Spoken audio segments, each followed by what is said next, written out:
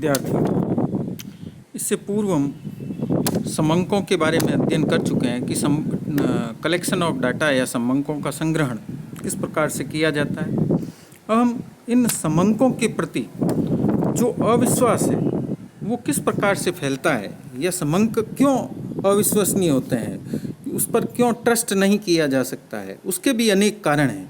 इसके बारे में हम आज अध्ययन करेंगे। तो सामान्य व्यक्तियों में समंकों के प्रति जो है दो परस्पर विरोधी धारणाएं प्रचलित है। कुछ व्यक्ति समंकों पर अत्यधिक विश्वास करते हैं और उनका कहना है कि संख्याएं झूठ नहीं बोलती है। यदि संख्याओं के आधार पर एक निष्कर्ष निकलता है तो वह प्रामाणिक व अंतिम रूप से सत्य होता है। इसके विपरीत अधिकांश व्यक्ति समंकों को घृणा और संदेह की दृष्टि से देखते हैं। उनके अनुसार समंक जो है वो झूठ के तंतु हैं, यानी टिश्यू ऑफ फॉल्सहुड।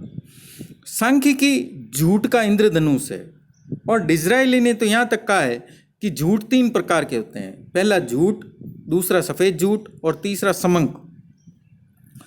डैरेल हफ ने भी बड़ी व्यंग्यपूर्ण भाषा में कहा था कि एक भली भांति लपेटा हुआ सांख्यिकी तथ्य हिटलर के महान असत्य से भी अच्छा होता है। यह भ्रम उत्पन्न करता है, फिर भी आप पर थोपा नहीं जा सकता। तो इस प्रकार से हम देखते हैं कि विभिन्न जो अर्थशास्त्री हैं या विभिन्न जो विद्वान हैं उन्होंने समंकों की अविश्वसनीयता के बारे में बहुत सी बातें कही है। और इसी कारण से प्राचीन साहित्य में काफ़ी अतिशयोक्तियाँ पाई जाती है, जैसे दानव, चमत्कार, जादू आदि की घटनाओं का वर्णन। उन्होंने ये सब कुछ झूठ से किया था और हम ये सब समंकों की सहायता से करते हैं, परंतु बात बिल्कुल एक सी है। ला गर्दिया जो थे उनके अनुसार समंक उन्माद रोग के चिकित्सकों की भांति होते हैं। वे दोनों ओर की बातें प्रमाणित कर सकते हैं। कहने का मतलब यह है कि समंक कुछ भी सिद्ध कर सकते हैं। आंकड़ों के आधार पर सत्ताधारी दल यह सिद्ध कर सकते हैं कि उनकी योजनाओं से भारत में प्रत्येक क्षेत्र में आशातीत प्रगति हुई है, जबकि विरोधी दलों के सदस्य समंकों से ये सिद्ध कर सकते हैं कि योजना काल में सामान्य व्यक्ति की स्थिति पहले से भी अधिक खराब हो गई है। और हम देखते हैं रोजाना टीवी पर इस प्रकार के आंकड़ों का उपयोग किया जाता है। जो सत्ताधारी दल है वो कहता है कि हमने ये आंकड़ों के द्वारा बताता है कि इस प्रकार से हमने विकास किया है, जबकि जो विरोधी या विपक्षी दल है वो भी आंकड़ों के माध्यम से बताता है कि विकास नहीं हुआ है। तो वास्तव में जो समंक होते हैं वो अत्यंत ही शक्तिशाली साधन है, जिनका दुरुपयोग करके असत्य को सत्य और सत्य को गलत सिद्ध किया जा सकता है। सांख्यिकी की उस गुप्त भाषा को जो तथ्यों के प्रति सचेत सभ्यता में बहुत अधिक आकर्षक हो गई है, उत्तेजना उत्पन्न करने में, तथ्यों को बढ़ा चढ़ाकर प्रस्तुत करने में, उनमें भ्रम उत्पन्न करने तथा उन्हें आवश्यकता से अधिक सरल बनाने में प्रस्तुत किया जाता है। इसलिए समंकों पर अविश्वास किया जा रहा है।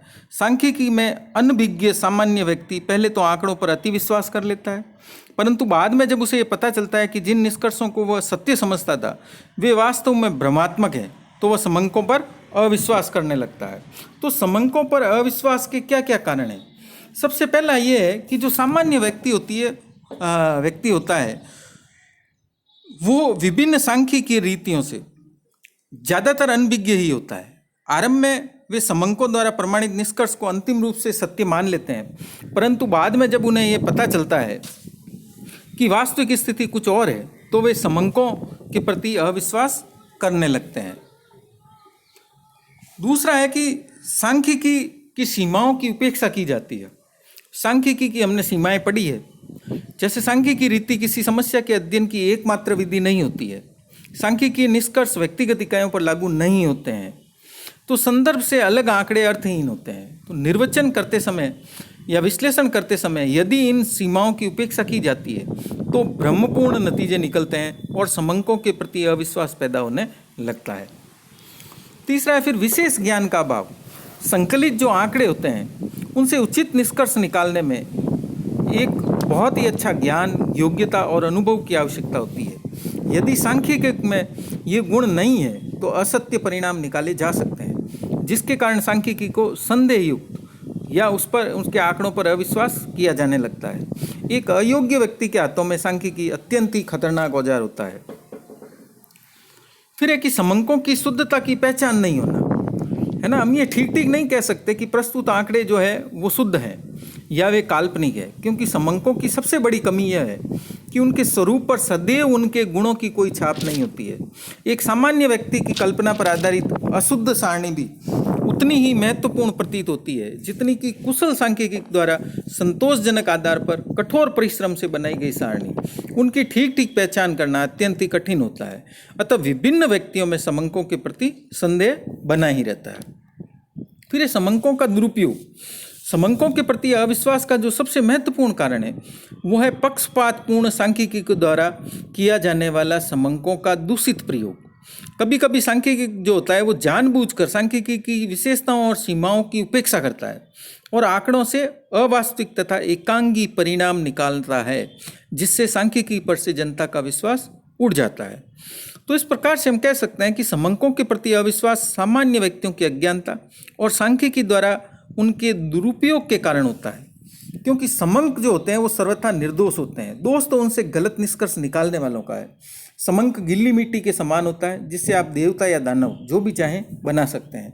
समंक स्वयं कुछ भी सिद्ध नहीं कर सकते, वे तो सांख्यिकी के हाथों में औजार या साधन मात्र होते हैं जिनसे वस्तु स्थिति का यथार्थ प्रस्तुतिकरण किया जा सकता है।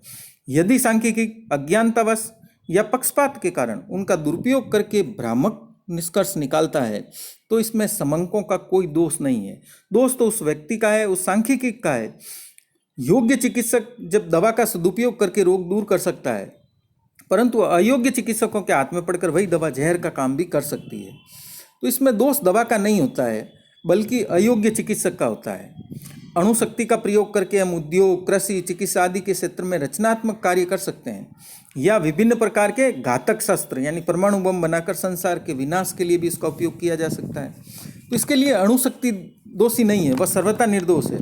उसका दुरुपयोग करने वाले ही पूर्ण रूप से उत्तरदायी होते हैं। इसी प्रकार समंकों के दुरुपयोग से उत्पन्न अविश्वास के लिए एक सांख्यिकी ही उत्तरदायी होता है। समंकों का उसमें कोई दोष नहीं होता है। और इसी प्रकार किसी ने कहा है जो सही है कि संख्याएं स्वयं असत्य नहीं बोलती, वरन असत्यवादी ही अशुद्ध चित्रण करते हैं। तो इस प्रकार से सांख्यिकी पर अत्यधिक भरोसा कर लेना या उस पर पूर्ण रूप से अविश्वास करना, ये दोनों ही दृष्टिकोण अनुचित है। क्योंकि समंकों से उचित निष्कर्ष निकालने के लिए आवश्यक है कि उनके प्रयोग और विश्लेषण में सतर्कता और सावधानी से काम लिया जाए, तभी सांख्यिकी के प्रति प्रचलित जो भ्रामक धारणाएं हैं वो दूर हो सकती है। अब इन अविश्वास को किस प्रकार से दूर किया जाए, यानी समंकों के प्रति अविश्वास को दूर करने तथा उनके दुरुपयोग से बचने के लिए हमें कौन कौन सी सावधानियां रखनी चाहिए। तो सबसे पहले यह है कि सांख्यिकी सीमाओं का हमें ध्यान रखना होगा, क्योंकि समंकों से परिणाम निकालते समय सांख्यिकी की सीमाओं को हमें अत्यंत ध्यानपूर्वक देखना होगा। जैसे हमें ये देख लेना चाहिए कि समंक संदर्भ से अलग करके तो प्रस्तुत नहीं किए गए हैं, उनमें सजातीयता और तुलना योग्यता है या नहीं है, तथा अन्य रीतियों द्वारा भी उक्त निष्कर्ष सिद्ध हो रहा है या नहीं है, हमें दूसरी विधियों द्वारा भी टैली करना चाहिए। फिर एक उसका विवेकपूर्ण प्रयोग किया जाए। प्रोफेसर मिल्स के अनुसार साधन के रूप में सांख्यिकीय रीति का बुद्धिमत्तापूर्ण प्रयोग आवश्यक है और सांख्यिकीय विश्लेषण द्वारा प्राप्त परिणामों का बुद्धिमानी से निर्वचन करने की अत्यधिक आवश्यकता है। समंकों पर पूर्ण रूप से आश्रित नहीं हो जाना चाहिए, है ना, क्योंकि सांख्यिकी का प्रयोग इस प्रकार नहीं किया जाना चाहिए जिस प्रकार एक अंधा आदमी प्रकाश के खंभे को प्रकाश के लिए प्रयोग न करके सहारे के लिए करता है।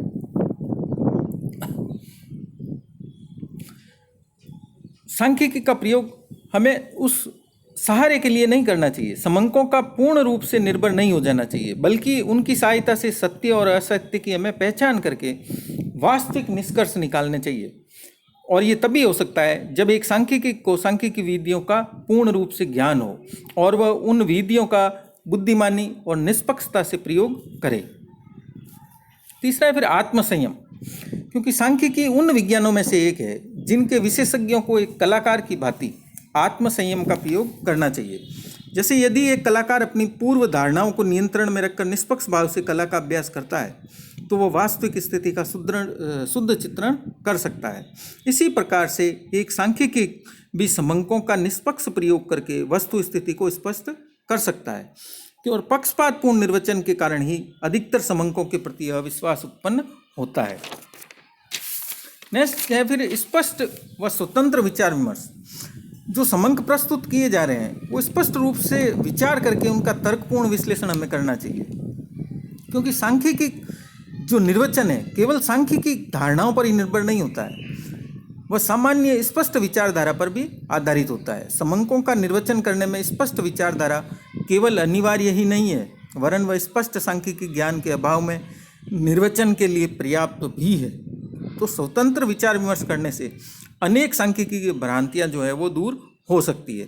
इसके अलावा समंकों के दुरुपयोग से बचने और उसके अविश्वास को दूर करने के लिए हमें ये भी देख लेना चाहिए कि समंक उचित रीति द्वारा उचित साधनों से निष्पक्षतापूर्वक एकत्रित किए गए हैं या नहीं किए गए हैं। अगर प्रस्तुत समस्या के लिए वे पर्याप्त या उद्देश्य के अनुकूल है तो उसका उपयोग किया जाए, अन्यथा उनका उपयोग नहीं किया जाए। उनका विश्लेषण और निर्वचन सांख्यिकी ने निपुणता, अनुभव व निष्पक्ष भावना से किया है या नहीं किया है, हमें यह भी देख लेना चाहिए। तो समंकों के दुरुपयोग से बचने के लिए हमें लगातार सतर्कता एवं सावधानी रखनी चाहिए। समंकों के प्रति अविश्वास के लिए न तो समंक दोषी होते हैं और न ही सांख्यिकी विज्ञान। सांख्यिकी रीतियों व सीमाओं से अपरिचित व्यक्ति तथा स्वार्थी और पक्षपातपूर्ण सांख्यिकी ही समंकों के दूषित प्रयोग द्वारा सांख्यिकी के प्रति संदेह की भावना उत्पन्न करते हैं। इसीलिए किंग महोदय ने कहा है कि सांख्यिकी विज्ञान एक अत्यंत उपयोगी सेवक है, उपयोगी सेवक कहा है उन्होंने, परंतु उसका मूल्य केवल उन्हीं के लिए है जो उनका उपयोग जानते हैं या उनका उचित उपयोग करना जानते हैं। अब हम समंकों के दुरुपयोग के कुछ जो है उदाहरण लेंगे कि अधिकतर जो समंक है उनका दुरुपयोग करके उनसे असत्य और भ्रमात्मक निष्कर्ष निकाले जाते हैं। समंकों का दुरुपयोग या तो जानबूझकर किया जाता है या वह सामान्यकरण यानी जनरलाइजेशन की त्रुटियों के कारण उत्पन्न हो सकता है। तो सबसे पहला है अनुपयुक्त तुलना। यदि अतुलनीय या विजातीय समंकों में परस्पर तुलना की जाए तो परिणाम गलत ही निकलेंगे। कोहेन और नेजेल ने अनुपयुक्त तुलना का एक बहुत ही रोचक उदाहरण प्रस्तुत किया है कि स्पेनिश अमेरिकन युद्ध काल में अमेरिकी सेना में मृत्यु दर 9/1000 थी, जबकि उसी अवधि में न्यूयॉर्क नगर में मृत्यु दर 16/1000 थी। तो अतः न्यूयॉर्क में रहने की अपेक्षा अमेरिकी नौसेना में भर्ती हो जाना अधिक सुरक्षित है। यह स्पष्ट है कि ये दोनों मृत्यु दरें तुलना योग्य नहीं है। नौसेना में स्वस्थ युवक चुने जाते हैं और उनकी अत्यधिक देखभाल की जाती है। इसके विपरीत न्यूयॉर्क नगर में सभी प्रकार के लोग रहते हैं, जैसे स्त्री रहते हैं, बच्चे रहते हैं, बूढ़े रहते हैं, बीमार रहते हैं, तथा उनकी रहन सहन की स्थिति भी अलग अलग होती है। तो वहाँ की मृत्यु दर अपेक्षाकृत अधिक है। तो इन दोनों की तुलना जो है वो तुलना योग्य नहीं है। तो इस प्रकार की अनुपयुक्त तुलनाओं द्वारा समंकों से अधिकतर असत्य निष्कर्ष ही निकाले जा सकते हैं। नेक्स्ट है फिर अस्पष्ट व परिवर्तनशील परिभाषाएं। समंकों के संकलन और उनके निर्वचन में प्रयुक्त धारणाओं और इकाइयों की स्पष्ट और स्थिर परिभाषा नहीं होने के कारण भी अनेक सांख्यिकीय भ्रांतियां उत्पन्न हो जाती है। यदि दो भिन्न भिन्न देशों या दो भिन्न भिन्न अवधियों में बेरोजगारी के संबंध में आंकड़े एकत्रित किए जा रहे हैं तो हमें ये देख लेना चाहिए कि बेरोजगार व्यक्ति की परिभाषा दोनों परिस्थितियों में स्पष्ट, समान और स्थिर है या नहीं है। अगर दोनों जगह पर बेरोजगार की परिभाषा अलग अलग है तो आंकड़ों से हमें जो निर्वचन होगा और उनसे जो निष्कर्ष निकलेंगे वो सही नहीं होंगे, क्योंकि परिभाषाओं में अगर अंतर है तो परिणाम भ्रांतिपूर्ण ही होगा। फिर है कि प्रतिशत का गलत उपयोग करना। सांख्यिकी में जो है प्रतिशतों का बहुत दुरुपयोग किया जाता है। दो समूहों की तुलना में गलत आधार के प्रयोग द्वारा प्रतिशत रीति से भ्रमपूर्ण परिणाम निकलते हैं। एक उत्पादक का ये कथन कि उसके कारखाने में वस्तुओं का उत्पादन गत अवधि की तुलना में 150% घट गया है, ये सर्वथा गलत है, क्योंकि 100% की कमी होने पर उत्पादन शून्य हो जाता है, तो फिर 150% कैसे घट गया। वास्तव में उसके कारखाने में उत्पादन 87,500 इकाइयों से घटकर अगर 35,000 इकाई रह गया है और 52,500 इकाइयों की कमी हुई है तो 35,000 के आधार पर 150% तो है, परंतु प्रतिशत का ये आधार गलत है ना। तो इस प्रकार से प्रतिशत को नहीं निकालना चाहिए। प्रतिशत परिवर्तन मूल संख्या के आधार पर निकालने चाहिए। जैसे मजदूरी के 80 रुपये से 100 रुपये हो जाने पर 25% की वृद्धि होती है, परंतु यदि वह 100 रुपये से घटकर 80 रुपये हो जाए तो कमी 20% ही होगी, क्योंकि जब 80 से 100 हो रहे हैं तो 20 रुपये बढ़ रहे हैं, इसका मतलब 25% बढ़ रही है। लेकिन अगर 100 से घटकर 80 पर आती है तो 20% ही घटी है, 25% नहीं घटेगी। तो इस प्रकार से प्रतिशतों का गलत प्रयोग नहीं किया जाना चाहिए। फिर सांख्यिकी विधियों का अनुचित प्रयोग। जैसे अक्सर हम देखते हैं कि जो माध्य है है ना, जो मीन्स हैं, सूचकांक, इंडेक्स है, रेखा चित्र है, जो सहसंबंध है, कोरिलेशन है, आदि सांख्यिकी जो विधियां हैं, इनके अनुचित प्रयोग द्वारा अनेक भ्रांतिपूर्ण धारणाएं उत्पन्न हो जाती है। कभी कभी तो इन रीतियों के दुरुपयोग द्वारा वास्तविक स्थिति को छिपा लिया जाता है और भ्रमात्मक निष्कर्षों को बढ़ा चढ़ाकर प्रस्तुत किया जाता है। जैसे यदि किसी कक्षा के 2 विद्यार्थियों ने गत 3 परीक्षाओं के औसत प्रतिशत प्राप्तांक समान हो, तो ये परिणाम निकालना उचित नहीं होगा कि दोनों का जो बौद्धिक स्तर है वो समान है, क्योंकि विस्तृत विश्लेषण से ये पता चल सकता है कि एक विद्यार्थी तो प्रगति की ओर अग्रसर है जबकि दूसरा अवनति की ओर है ना। मान लीजिए अगर एक विद्यार्थी के पहले साल में 80% है, दूसरे साल में 60% है और तीसरे साल में 40% है, तो 180 हो गए। तो 180, और दूसरा जो विद्यार्थी है उसके पहले साल में 40 है, दूसरे साल में 60 है और तीसरे साल में 80 है, तो उसका भी जो टोटल है वो 140 हो गया। तो 140/3 140/3 जब हम औसत निकालेंगे तो दोनों का औसत सेम आएगा। तो ऐसी स्थिति में हम कहेंगे दोनों विद्यार्थी सेम है, जबकि नहीं, दूसरा विद्यार्थी जो प्रथम वर्ष में 40, दूसरे साल में 60 और तीसरे साल में 80 ला रहा है, इसका मतलब ये है कि उसका बौद्धिक स्तर बढ़ रहा है, वो धीरे धीरे प्रगति कर रहा है। जबकि दूसरा जो पहले साल में 80, दूसरे में 60 और तीसरे में 40 ला रहा है, वो प्रगति नहीं कर रहा है, उसका जो बौद्धिक स्तर है वो घट रहा है। तो इस प्रकार से हमें सांख्यिकी विधियों का अनुचित प्रयोग नहीं करना चाहिए। फिर एक पक्षीय तर्क, कभी कभी एक तर्क के अनुकूल पक्ष के आंकड़े देकर एक निश्चित परिणाम निकाला जा सकता है जो वास्तव में असत्य होता है। जैसे यदि हम ये कहें कि शराब पीने वालों में से 90% व्यक्तियों की मृत्यु 80 साल की आयु से पहले ही हो जाती है, तो इस तर्क के आधार पर हम ये कह सकते हैं कि शराब पीना दीर्घ जीवन के लिए हितकारी नहीं है। परंतु केवल इन एक पक्षीय तथ्यों के आधार पर यह नतीजा निकाल लेना सर्वथा अनुचित होगा, क्योंकि हमें सही निष्कर्ष निकालने के लिए यह भी जानना जरूरी है कि शराब न पीने वालों में से कितने प्रतिशत व्यक्तियों की मृत्यु 80 वर्ष से पहले हो जाती है। यदि शराब न पीने वालों में से 95% की मृत्यु 80 वर्ष से पहले हो जाती है, तो शराब पीना दीर्घ जीवन के लिए तो लाभदायक हुआ, फिर घाटे का सौदा कहाँ हुआ। इसलिए यदि उनमें भी 90% या 80 वर्ष से पहले मर जाते हैं, तो शराब पीने या न पीने का दीर्घ जीवन से कोई संबंध नहीं हो रहता है। इसके विपरीत यदि शराब न पीने वालों में केवल 85% ही 80 वर्ष से पहले मरते हैं, तो शराब पीना दीर्घायु होने के लिए अहितकर माना जा सकता है। तो इस प्रकार से हमें उचित परिणाम निकालने के लिए तर्क के सभी पहलुओं पर विचार करना चाहिए। नेक्स्ट है फिर अप्रतिनिधि और अपर्याप्त सामग्री। कई बार हम ऐसे समंकों के आधार पर निष्कर्ष निकाल लेते हैं जो भ्रमात्मक होते हैं, जो पूरे क्षेत्र का प्रतिनिधित्व नहीं करते हैं और समुचित निर्वचन के लिए अपर्याप्त होते हैं। जैसे सन 1948 में अमेरिकी राष्ट्रपति के चुनाव के संबंध में उस देश की गैलप मत संग्रह संस्था, गैलप पोल जिसे कहा जाता है, द्वारा कुछ प्रतिदर्श यानी कुछ सैंपल डाटा के आधार पर यह भविष्यवाणी की गई थी कि टॉमस ड्यूई विजयी होंगे, जबकि वास्तव में विजयी डेमोक्रेट उम्मीदवार हेनरी ट्रूमैन हुए थे। तो ये गलत अनुमान जो निकला था, इसका मुख्य कारण यह था कि बहुत कम व्यक्तियों से पूछताछ की गई थी तथा वे अधिकांश मतदाताओं का प्रतिनिधित्व नहीं करते थे। नेक्स्ट है फिर अभिनति या बाइसनेस, जिसे हम कहते हैं ना, पक्षपात या बाइस है ये। तो सांख्यिकी की अभिनीति या पक्षपात की भावना समंकों के दुरुपयोग का मुख्य कारण होती है। यदि कोई अनुसंधानकर्ता पहले से ही कुछ धारणाएं बना लेता है, तो वो समंकों को इस प्रकार से प्रस्तुत करेगा कि उसकी पूर्व धारणाओं के अनुकूल ही निष्कर्ष निकले, है ना। जैसे अगर कोई व्यक्ति ये पहले से ही धारणा लेकर चलता है कि किसी योजना से जनता को लाभ हुआ है ना, अगर उसके मन में ये धारणा पहले से है, तो वो उसी प्रकार के समंकों को लेगा जिनके माध्यम से ये निष्कर्ष निकले कि इससे कुछ न कुछ लाभ हुआ है। तो इस प्रकार से भ्रांतिपूर्ण आगमन व निगमन, भ्रामक कथन, तकनीकी तथा गणना संबंधी त्रुटियों के आधार पर असत्य निष्कर्ष निकाले जा सकते हैं। तो व्यवहार में समंकों से त्रुटिपूर्ण सामान्यकरण करके तथा उनके दुरुपयोग द्वारा अनेक सांख्यिकीय भ्रम उत्पन्न किए जाते हैं और गलत निष्कर्षों द्वारा सामान्य व्यक्तियों को धोखा देने की चेष्टा की जाती है। इन त्रुटियों से बचने के लिए निरंतर सतर्कता रखना बहुत ही आवश्यक होता है। तो इस प्रकार हमने आज के वीडियो में समंकों पर जो अविश्वास है उसके क्या कारण हैं, उनको किस प्रकार से दूर किया जा सकता है और कुछ उदाहरणों का हमने अध्ययन किया है।